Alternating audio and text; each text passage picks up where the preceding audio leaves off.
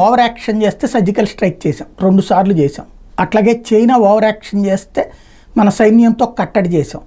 దాన్ని ప్రపంచం ముందు ఎట్లా తీసుకొచ్చారంటే నరేంద్ర మోడీని యుద్ధాల వైపుకి తీసుకెళ్లే వ్యక్తిగా చిత్రీకరించారు. కానీ నరేంద్ర మోడీ ఐక్యరాజ్య సమితి వేదికగా శాంతి వచనాలే పలికారు.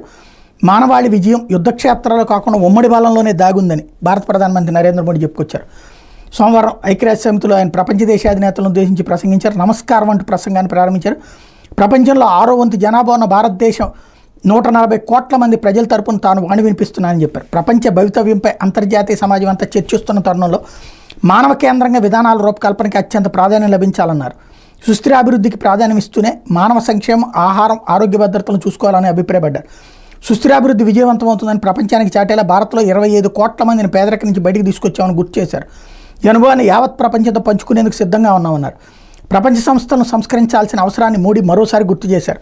శాంతి అభివృద్ధుల సాధనకి ఇది అత్యావశ్యకం అని చెప్పి వాళ్ళకి హితవు చెప్పారు. ఒక సంస్థ ఔచిత్యాన్ని తేల్చడంలో సంస్కరణ కీలకమన్నారు.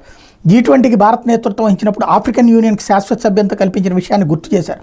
ఒక పక్క ఉగ్రవాద బెడద, మరోపక్క సైబర్, సముద్రయానం, అంతరిక్షంగాలు ఎదురవుతున్న సరికొత్త సవాళ్ల నుంచి ప్రపంచం బయటపడేలా తగిన స్థాయిలో ప్రయత్నాలు జరగాలన్నారు. ప్రపంచ ఆకాంక్షలు నెరవేర్చేలా ఈ ప్రయత్నాలు ఉండాలన్నారు. సాంకేతికతను వినియోగించడంలో ప్రపంచ స్థాయిలో సంతులన నియంత్రణ ఉండాలన్నారు. డిజిటల్ మౌలిక సదుపాయాలు ఒక అడ్డంకిగా కాకుండా వారధిలా ఉండాలన్నారు. ఒకే భూమి, ఒకే కుటుంబం, ఒకే భౌత అనేదానికి భారత్ కట్టుబడి ఉందని తేల్చి చెప్పారు. ఆరోగ్యం, సౌర విద్యుత్ విషయాల్లో కూడా తమ దృక్పథం ఇదేనన్నారు. యావత్ మానవాళి హక్కుల పరిరక్షణకు ప్రపంచ సుసంపన్నతకి మనసా వాచ కర్మణ పనిచేయడాన్ని భారత్ ఇకపైన కొనసాగిస్తుందని చెప్పుకొచ్చారు.